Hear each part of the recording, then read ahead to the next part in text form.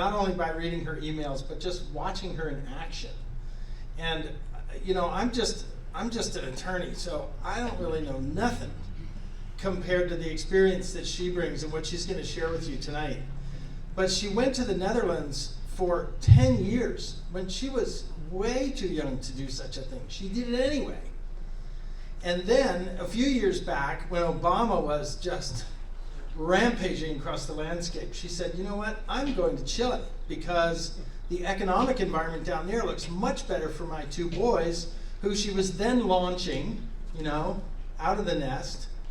And she thought that would be a good choice, and it was a good choice, and they prospered there, and they fought there, and they learned Spanish, and they started their own business, and they found a place to live, and they met people, and you know, Leah is now an expert at teaching Spanish corporate executives English so that they can converse with people throughout the world for their business. That's what she does.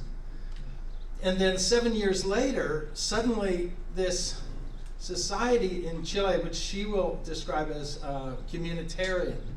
You know, we're so individualistic up here. We're like, make your own way, you know, hew your own road, you know, this whole thing. But in South America, the societies are much more bound to each other. In fact, they probably have less of a welfare state than we do because the people there grow up to take care of each other. So if someone is hungry on your street, you feed them. If your neighbors, you know, are cold in the winter, you find a way to get blankets together so they can be warm. This is just the society they have. And so what you're going to hear tonight, and well, let me say this first. We've been told recently, and I know you've been told this because we're all drowning in it, is that there are experts out there who will tell you how you need to run your daily life. They change their minds a lot. They've undermined their credibility. Many people are very skeptical now about experts, and frankly, that's not helpful. What you're going to hear tonight is the perspective of an ordinary person who has led an extraordinary life. And truly, we should be listening to our neighbors, each other, and people like Leah Southwell, because they bring a perspective that an expert doesn't have analyzing numbers in the lab. They have a perspective about living and working and loving and meeting people and living together and being integrated. And you heard Caleb just say, you know, we've got to come together as conservatives and start to work together. And I'll just introduce her by saying her perspective is one that will help us do that better. So just listen up, and here she is, Leah Southwell.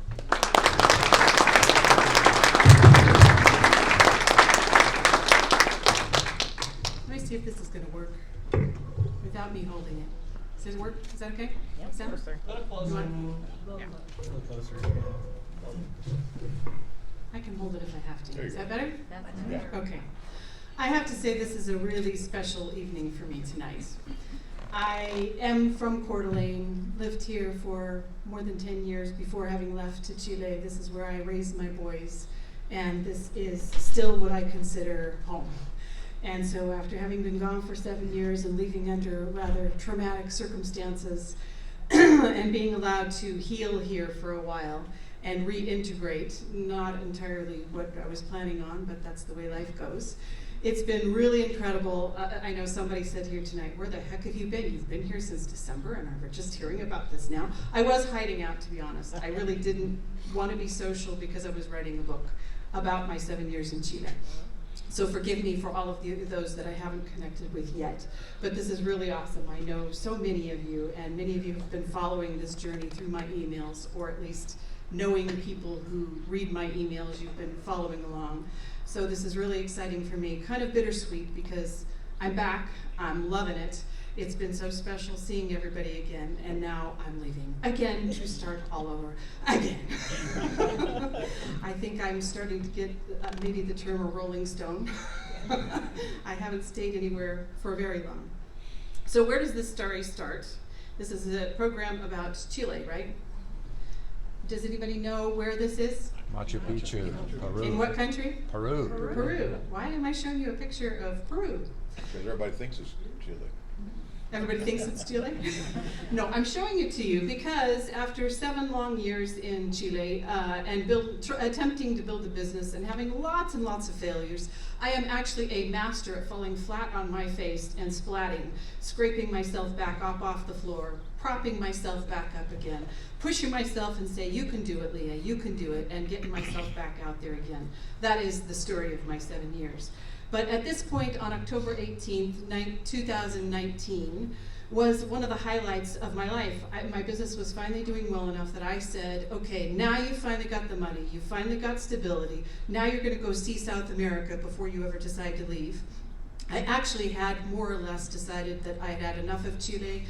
Just the way things were going, I really knew the culture well, decided that that wasn't really where I wanted to spend much more time, and I was going to come back here for the summer and then leave in September for Spain.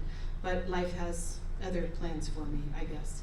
So on October 18th, I got to reach one of my milestones in my life, to be able to travel to Machu Picchu with a very good friend from Coeur d'Alene who came to meet me there. We traveled there together.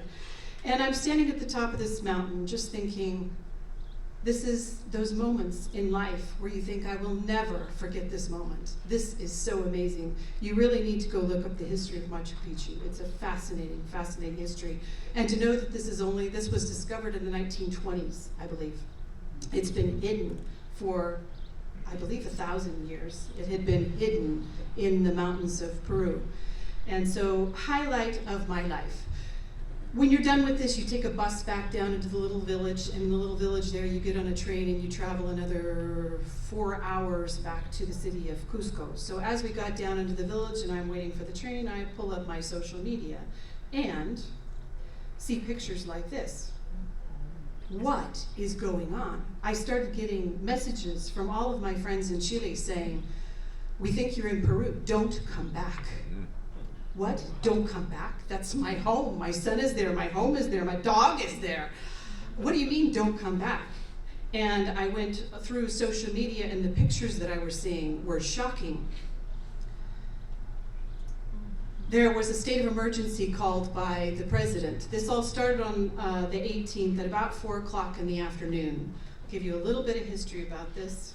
The days before that, before I had left, there was a price increase in the metro system. Very small price increase, about 4 cents on it. But it was about the 4th price increase in the last year. And you've heard about the term, the tipping point? This was a tipping point.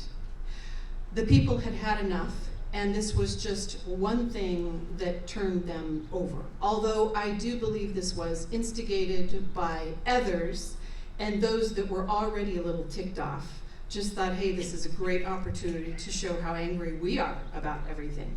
So it started out with actually young kids. They were all mostly high school students.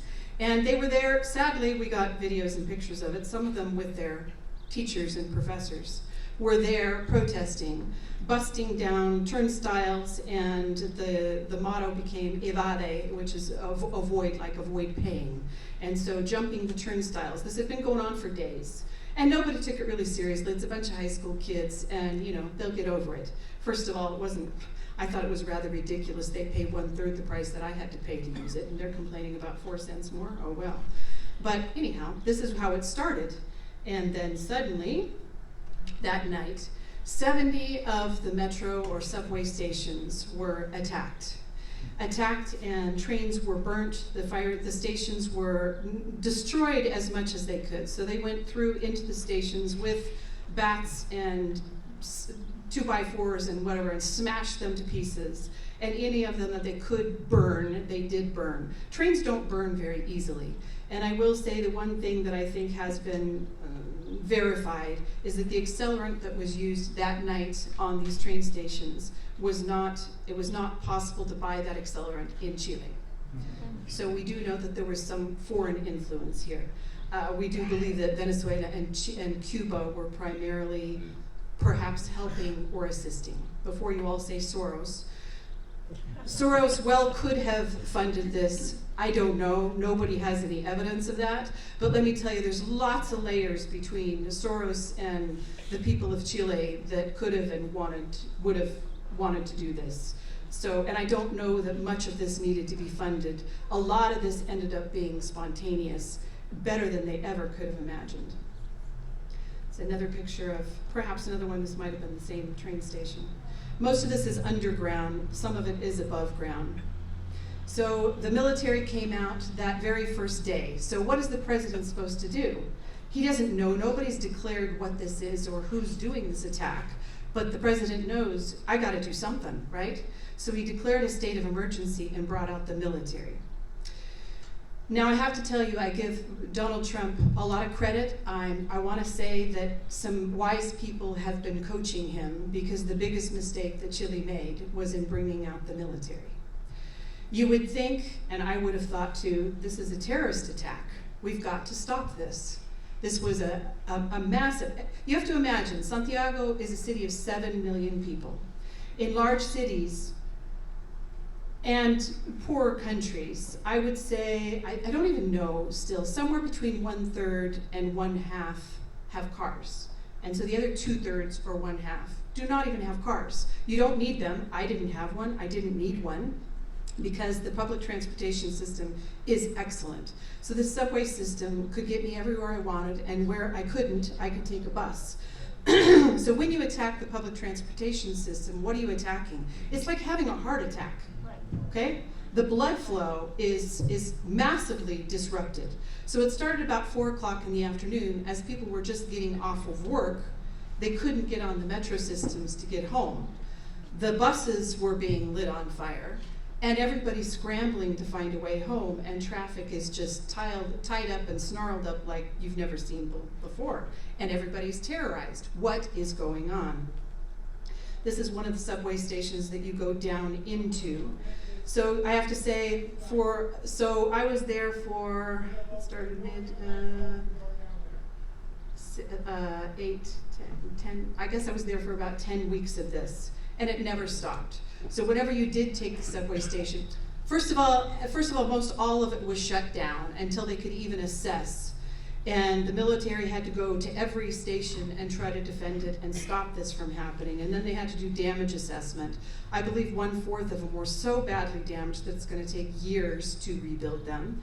Others were reopened within a couple of weeks, but they were under constant attack continually.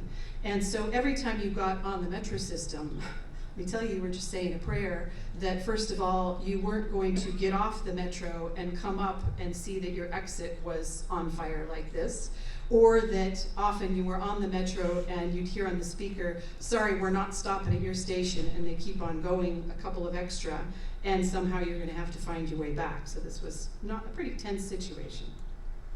This is a picture. So some of these pictures, I have to tell you, I took off of the internet. Some of them were taken by my friend. This is a good friend that took this picture. This is the entrance to one of the train stations. So this was how badly they were damaged. And some of these pictures were mine that I took. So here's more on one of the main streets of Santiago, the buses being burned, and of course all traffic being stopped. And I want you to see up above there, those are apartment buildings. Okay, so somebody lives right up there, and the street down in front of you is on fire, and the buses are on fire, and the police are there, and 3 buses all together here. And imagine too that you're riding a bus. How safe do you feel even riding a bus? But you have to get back and forth to work. This was a terrible time for the city and for businesses, because it was taking people 3 hours extra to get to work. So they were arriving at 10, 11, and there were curfews at night. By 7 o'clock at night, everybody had to be off the streets and in their house. Well, if you get off work at 5 or 6, there's no way you can get home by 7. So the people in the far out areas were being let go to go home at 1. So the productivity was 2 or 3 hours of work per day, and not very productive anyhow, because everybody's watching the news every moment of the day, finding out which neighborhood is being attacked now, which supermarkets are being looted and burned. So really there wasn't very much productivity happening at all for the first few weeks.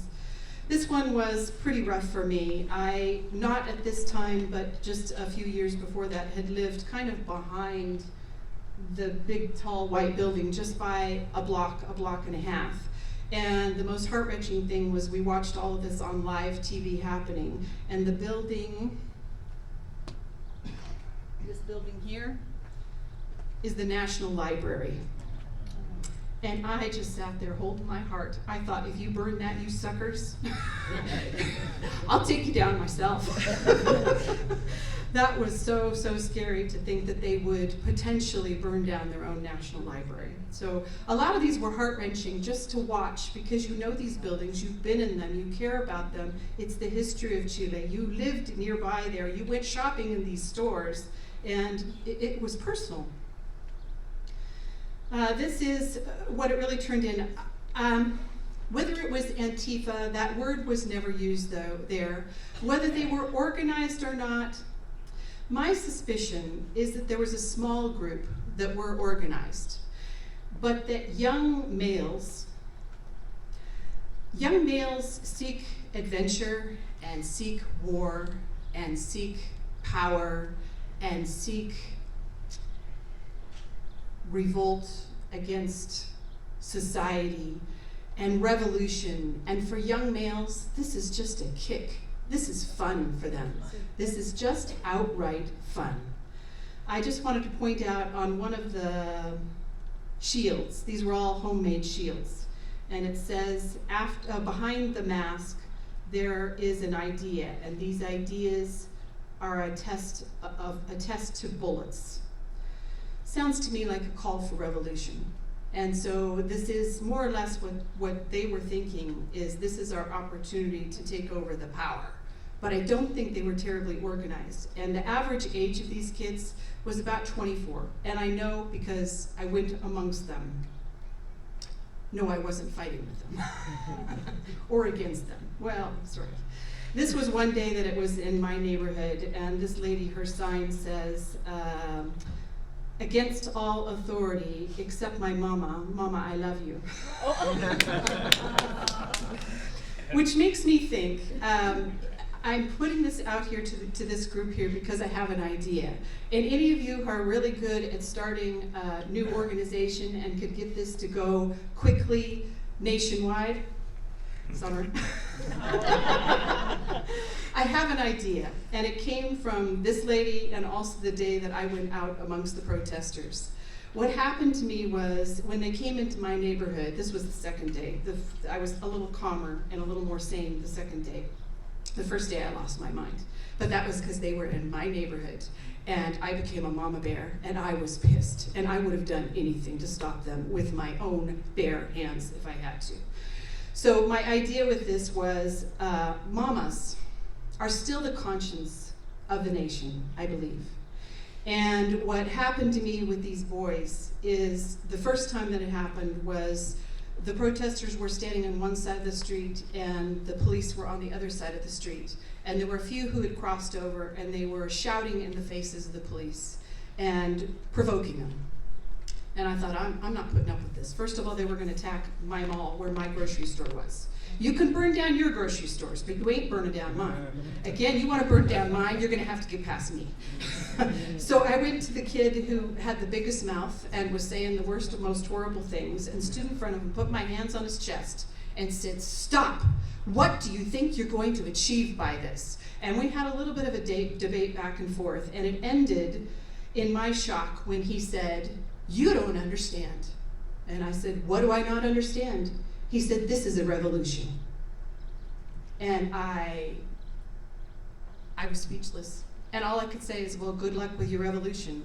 And I walked away with about 50 people who were surrounding me, cussing at me as I walked away.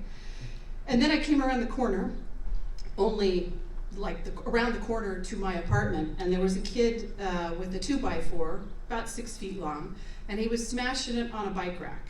And I thought, what is a kid gonna do with a 2x4 in his hands? He's there to smash windows, and or if he's gonna fight the police, it's to smash the head in of the police officers, right? So I walked right up to him. I have to tell you this, I'm so proud of it. I didn't realize that whole day while I was out talking to everybody. I didn't realize it, but I got home and all the emotions released, and I went, "Holy smokes, Leah, you did all that in Spanish. And I wasn't even conscious. I was just so into it that I didn't even, not even for a moment did it, because normally I try to avoid speaking Spanish at all lengths. But with this idea came, so with the guy with the stick. So he's banging the stick on a bike rack, and again, he's right around the corner from my house. And I thought, not on my watch, dude. So I got about 3 inches from his face, and I said, what are you planning on doing with that stick? And he kept on banging it. I said, nothing good, right? And he kept on banging it. And I said, give me the stick. And he kept on banging. And there was a group around us, actually. There were some people videotaping and taking pictures. So I could see his little gears turning. And he's like, oh my gosh, if I give her the stick, I lose face amongst my people, my clan, right? And then he's looking at me going, but shoot, she could be my mama. She could be my grandma, right? And so I said it a second time, give me the stick. And he kept on banging the stick. And I gave him one more time. I said, give me the stick. And he gave me the stick. Yeah. So my idea for somebody who's willing to start it, I'll give you lots of great ideas about this. I want to start an organization called the Granny Warriors. Because like what happened here in Coeur d'Alene, believe me, I'm really proud of what happened when Antifa came here. But that was a really dangerous moment that only needed a spark to it have turned really ugly. But what if, instead of 200 well-armed men, what if 200 grannies had shown up?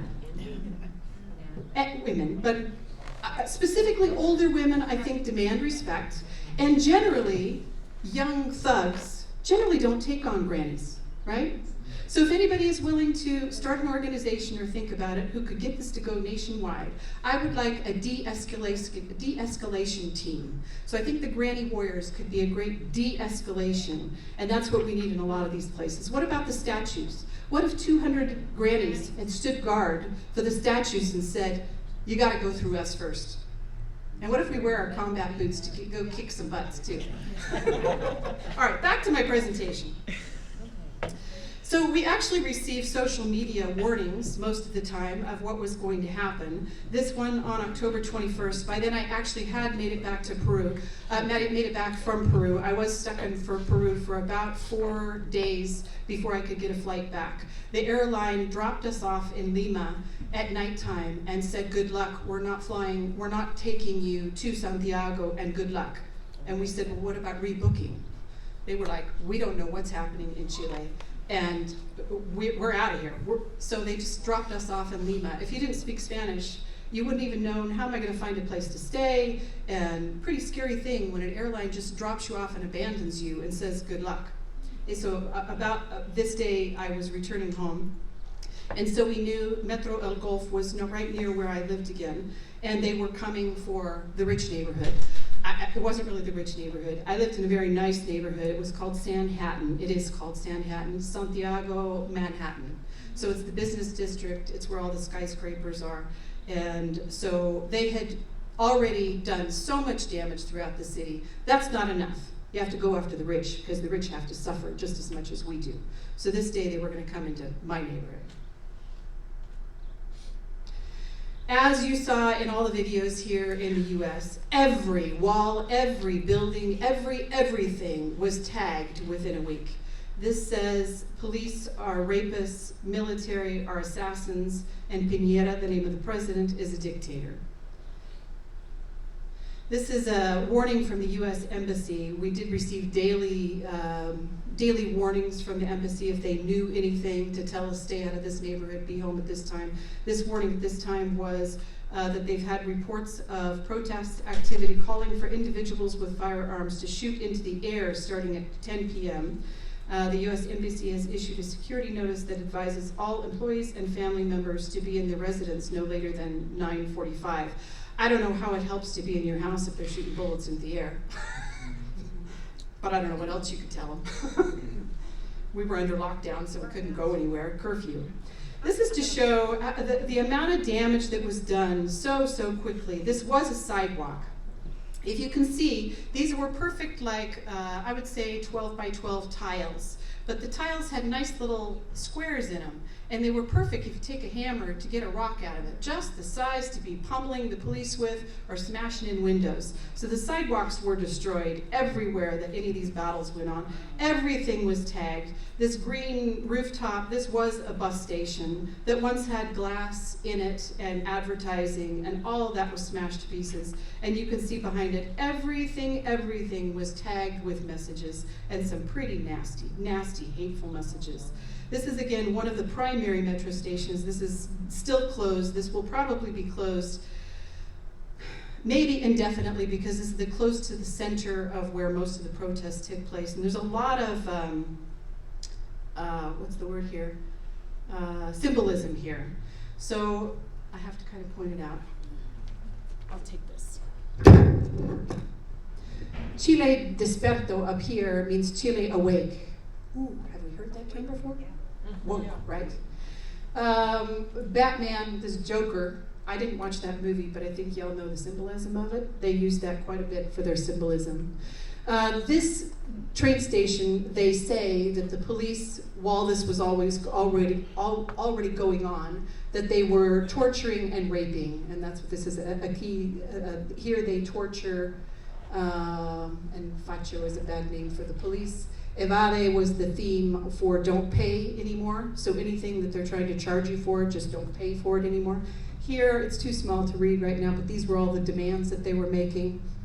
This says justice and punishment for the assassins in democracy and dictatura, dictatorship.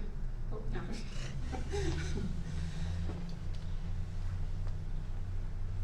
This was 2 buildings over from my house, and this was the first day where I was out alone guarding the neighborhood because, I don't know, it was a business district. We had a warning that they were coming. The businesses all closed early. Everybody went home, but I happened to live in that neighborhood, and everybody in the apartment buildings that lived there just hid out in their apartments.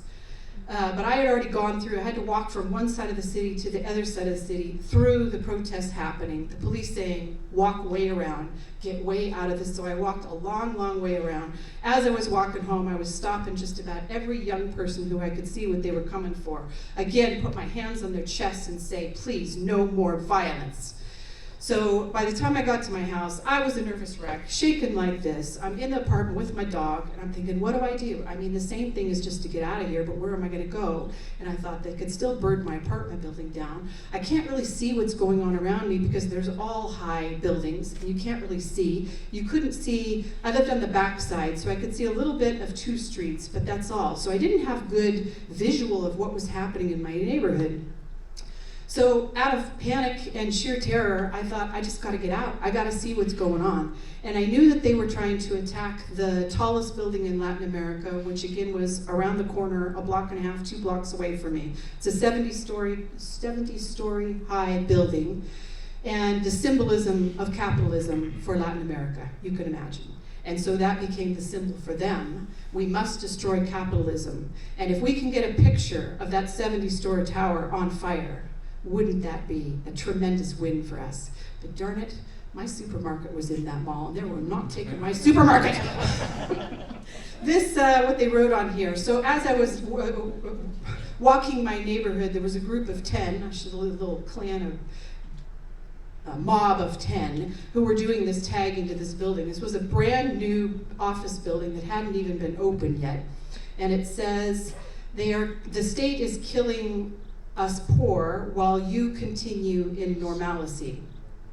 And so this was their message too. If we are struggling, if our cities, our parts of the town are burning, we're going to make sure that yours does too. Pretty disturbing. This was right around the corner from my building too. Imagine Manhattan. These are all beautiful skyscrapers made of glass.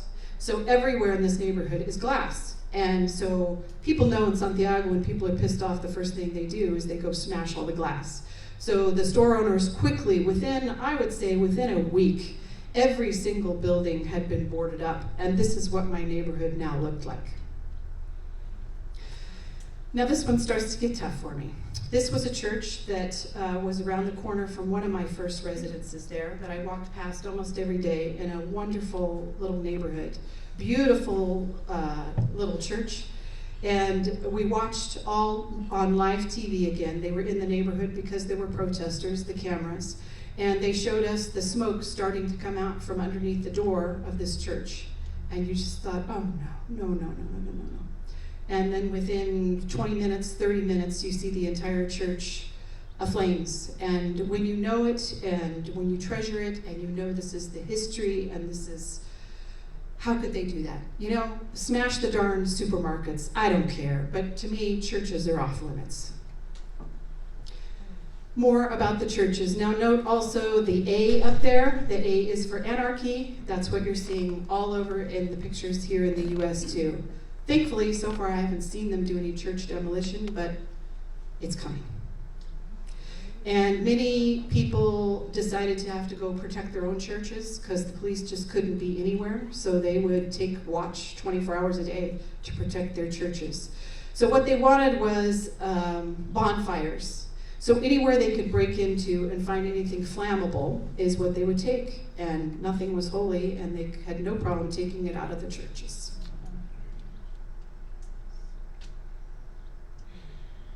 Smashing up the pews for firewood to burn on the bonfires. This is an organ being dragged out and the artwork from the church being dragged out. So these are different churches. So there were many that were attacked. Nice souvenir, right? Like the French Revolution. Yeah, see, he just said like the French Revolution. So if it wasn't enough to tie up the public transportation system, they had to ruin it for everybody who still had cars.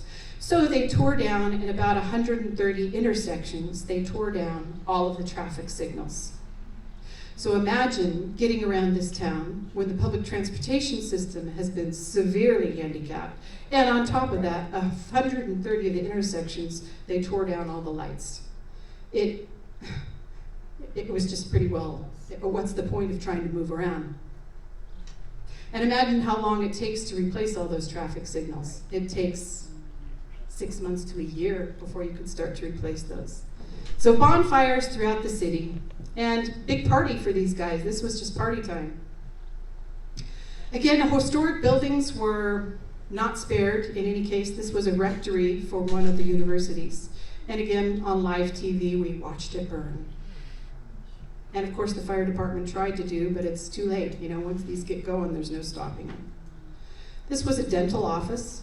Why not just trash a dental office? I don't know, get your thrills for the day. Government buildings, okay, I could see why you might target those. This was the police. The police were, this is the saddest story, but I want you to understand it because of what's happening here. So I told you, now I have to tell a little bit of history.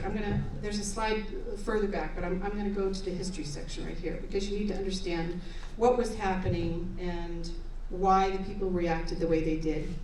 I'm going to give you a quick 50-year history of Chile. In 1970, Chile was one of the poorest countries in Latin America. President Salvador Allende was narrowly elected. It was almost a three-way tie. He was within 1% from the number 2. And so what had to happen was that the Congress had to actually agree to letting the number 1 win because it was so close. And the Congress really did take him aside. They knew he was a socialist, at least, if not a communist. They knew it. And so they took him aside and said, look, we're going to let you have the presidency because you're this far ahead of the next guy, but you better follow the Constitution or we will take you out. And so they let him, sadly, go to work for a good 2 or 3 years. And he began implementing communistic economic systems like nationalizing the industries, mining being the primary one. So imagine the American, the British, and other investments that had been made in Chile. Mining is the primary industry there. So imagine how many millions, billions had been invested in Chile and mining, and it suddenly gets taken away from you. Imagine the stockholders from those people. Suddenly it's not yours. Your investment just poof, overnight went away. Imagine being a landowner, a farmer, and them saying, you have way more land than you need to feed your family. So we're gonna divvy it all up. You can still keep this little plot for yourself here, but we're gonna divvy it up and give it all to the poor people so that they can grow their own food. And so what do you think happens? What happens? This has happened before, many times in history in many countries. What happens when you turn over farmland to people who've never farmed before? They starve. Starvation. So by 1973, the country was in serious economic trouble. Inflation was out of control. And Salvador Allende had been scheming with Fidel Castro in attempting to bring full communism to Chile.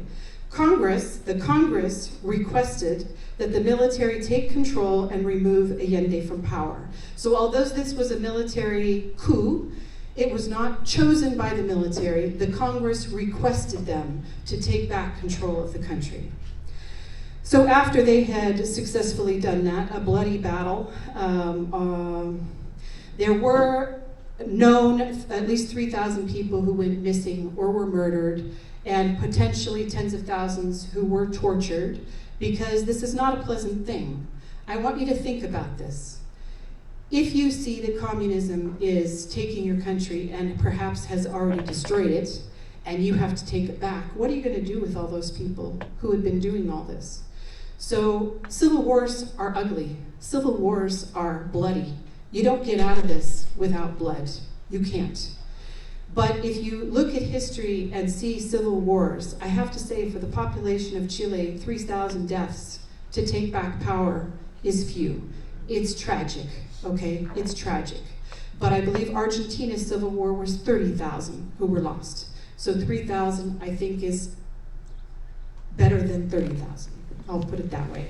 The other thing that they did was they, I guess through their torturing, uncovered who were the communists. They wanted to know who were the communists, and we ought to get them out of our country. So I think this was a pretty fair deal. They actually knocked on their doors and said, we're giving you 24 hours to leave the country. If you're still here tomorrow, we're putting you in jail. And so there were tens of thousands of people who were forced out of Chile to go live in different countries. And they were forced to stay out for 20 years before they were allowed back in again. General Augusto Pinochet was the leader of the army, I believe. So after the coup, the 4 generals of the 4 divisions came together and said, somebody's got to lead this country, eeny, meeny, miny, moe, and Pinochet, you're it. So it was not a dictator who wanted power, who wanted to be the king of the country. Just wanted you to know that. I'm also telling you this story because if you go back and look at history, and I would say if there were any Chileans in the room right now, I think they might shoot me. This is not popular to say these things because history can be written anyway. And if you read anything about Chile and about Pinochet, you will read that he was a bloody mass murderer. That's what you will read about him. But I'm going to tell you a little bit of a different story about that. That's why I say there are many Chileans, especially those who were run out or whose families were murdered during this period or went missing, would like to take me down for saying something like this.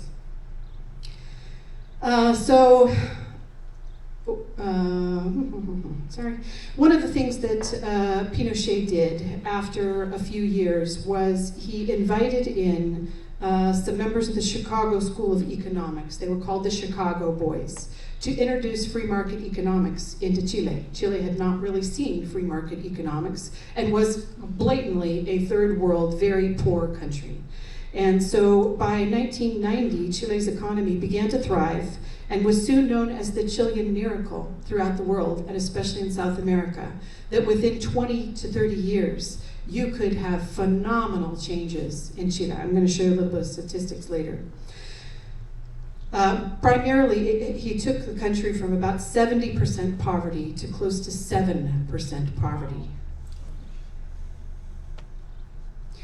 He also began to privatize industries. The mining industry was privatized again. Pretty much everything was privatized, including the pension funds, the retirement system was privatized, which the whole world looked at and said, wow, what a brilliant idea. Maybe we should try to do that too. They're not going to let it happen here, no way. By 1994, Chile had become the strongest and most stable and economically most prosperous nation in Latin America. Although following presidents were all center-left, everyone knew that it was the economics of the Pinochet government that were giving them prosperity, and few changes were implemented until the socialist president of Michelle Bachelet. She came into office first about 10 years ago. So the way it works in Chile for the president, you could be the president for 4 years, then you have to step out, and then 4 years later you can come back again and run again. So what's happened in Chile was Bachelet came in for 4 years, Piñera took 4 years, Bachelet took 4 years, and now Piñera is now again the next 4 years. So she was a big promoter of free higher education. She really stirred up the people of Chile into protesting a lot for for free higher education. So about 10 years ago, the street protests really began. And it was about 4 years ago, during her second term, when she got a little bit more bold and she had a little bit more support, because she decided to play ball with the Communist Party. Can you believe Chile allowed a Communist Party after all they went through? But they did.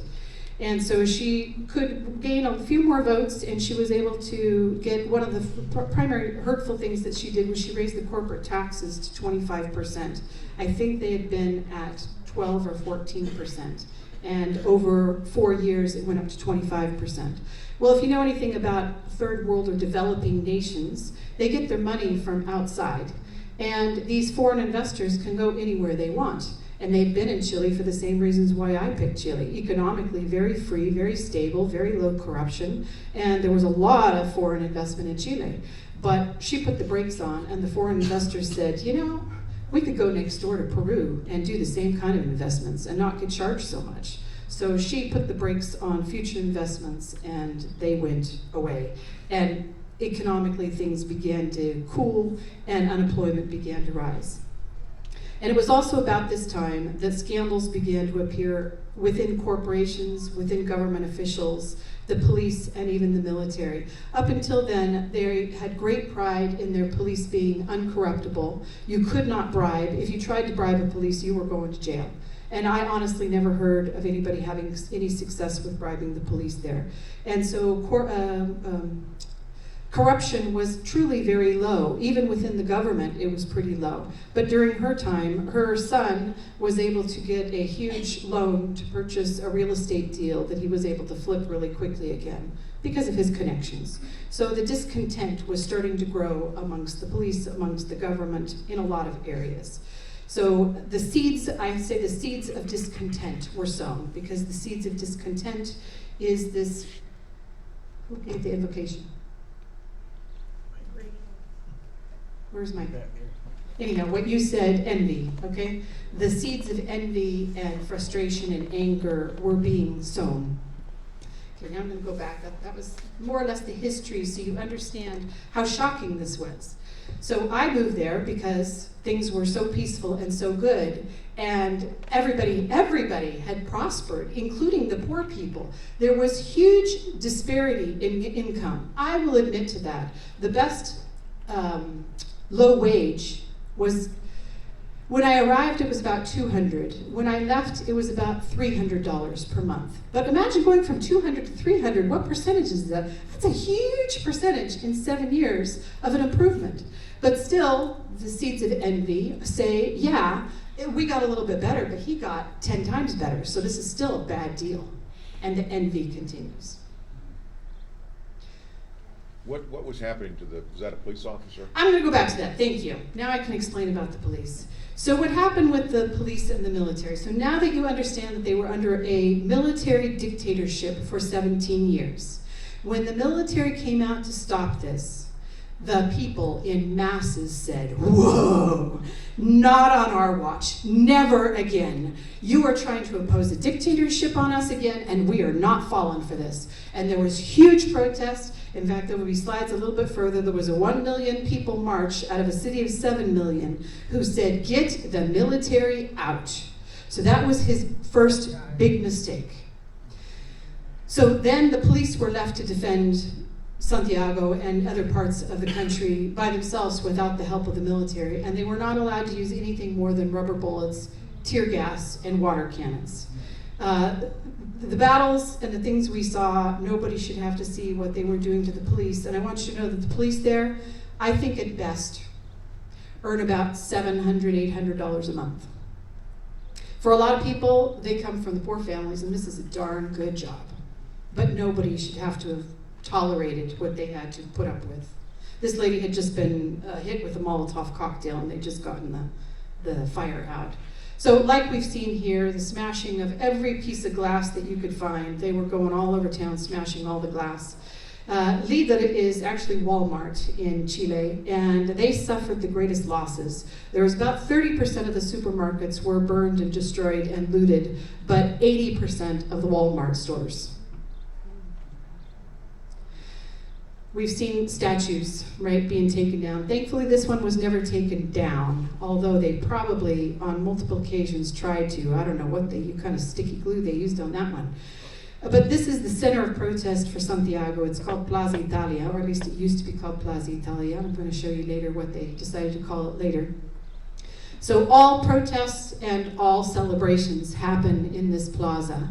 And so pretty much in the beginning, every day, people would conglomerate here. And then it became every Friday evening was trouble night. And they all started there and moved in different directions from there. And of course, trash that statue like nothing you've ever seen. So this is what curfew looks like when the military is out at nighttime. They're out looking to find anybody that they could track down and throw in jail for being out of curfew. One of the things that they were opposing was the private retirement system. It's called AFP. And so any AFP building, they just smashed the crud out of it. But you know, there actually were people working in that building when they started throwing rocks at it. So imagine, Terry, that you're in your office and they start smashing the windows out of it. This was right around the corner of my house. So this was the second night in my neighborhood.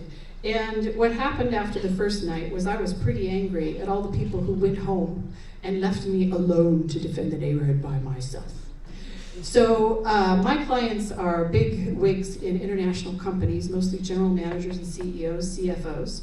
And the next day, if I didn't see them for a class, I called them up and said, "Where the heck were you last night? You left this neighborhood on its own. Were you willing to lose your businesses? Where the heck were you guys?"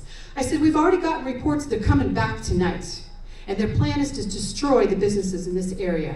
You're going to go home again tonight? You're going to leave it up to me alone? You're going to organize your guys and be out there tonight?" I think I laid a good guilt trip on them because there actually were a whole lot of guys out there the next night. I don't want to take all the credit for that, but I may have provoked some of them to start, calling some friends and saying, "Hey, maybe tonight we better get out there and defend our businesses."